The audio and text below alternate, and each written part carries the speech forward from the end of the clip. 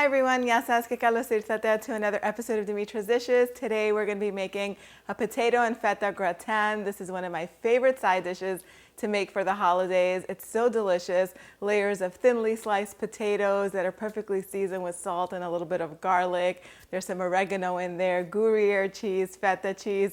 It's cheesy, delicious, decadent, and perfect for the holidays.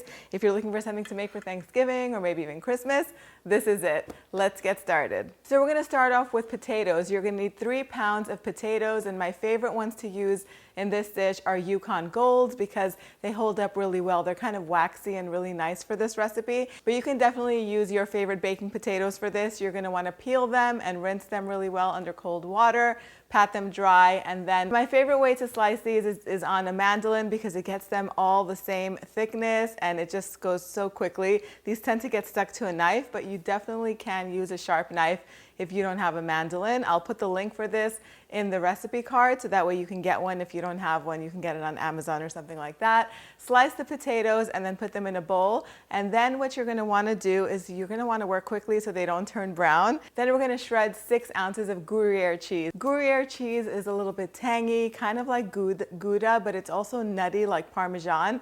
So delicious. And then I've also crumbled 6 ounces of feta cheese. Really good quality sheep's milk feta is what you want. Now that everything is pretty much ready, we're gonna make the milk and cream mixture that these potatoes are gonna bake in. So we're gonna need 1.5 cups of heavy whipping cream. And this measuring pitcher used to have very clear lines to measure with, but I've had it for so long that they're faded. So I'm gonna use this measuring cup here. 1.5 cups of whole milk. Traditionally, a bechamel sauce is made, but this recipe is so easy and it works, so I use it over and over again. Then we're gonna add 1.5 teaspoons of salt to this. Potatoes need seasoning, they need salt. Some freshly cracked black pepper, about 1/2 teaspoon. A heaping teaspoon of dried oregano, and I'll probably add more later on. And over here I have 4 garlic cloves that I've grated. Just give it a nice mix, and that's it. This is all the liquid that you need. You don't have to make a bechamel sauce for this. Doesn't get easier than that. I have a 9 by 13 inch baking pan, and now I'm just gonna layer everything all together.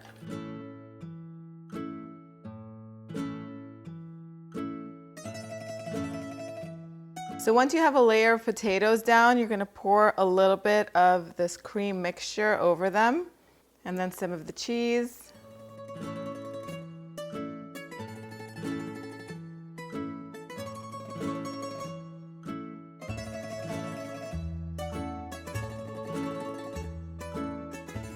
It's a good idea to stir the cream each time you pour because sometimes the garlic and the salt might tend to sink down to the bottom.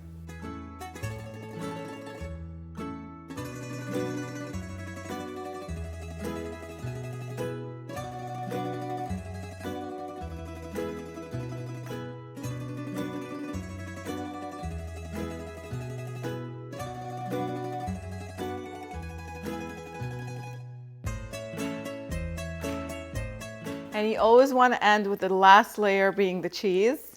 And I'm just going to sprinkle with a little bit of oregano. Okay, so once you're done assembling the potato gratin, you're going to cover the tray with foil. The oven is preheated to 350 degrees Fahrenheit. It's going to go in and bake on the center rack covered for an hour. Then take it out of the oven and remove the foil and let it bake for another hour to an hour and a half. It can take all the way up to an hour and a half. You're looking for the potatoes to be completely fork tender.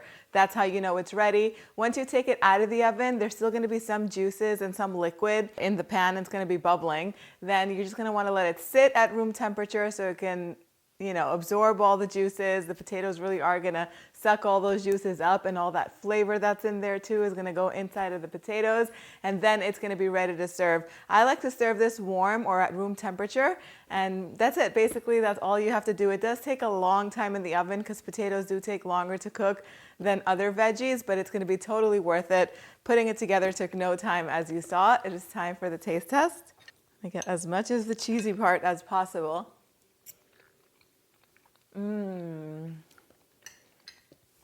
There's something so comforting about a potato casserole. I can't even put my finger on it. The potatoes and the cheese. Only thing that's missing from this is some zucchini, and it would be similar to a bureki. You can definitely slice up some zucchinis and put it throughout the potato casserole or gratin, whatever you want to call it. It'll add a little bit more of a freshness to it, maybe some mint too.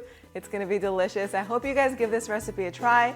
The exact measurements are on the website www.dimitradishes.com. Let me know what you guys think, and also post your recipe requests down below and I'll get to them as soon as I can. Thank you guys so much for spending time with me today. I'll see you all next time. Yes, us.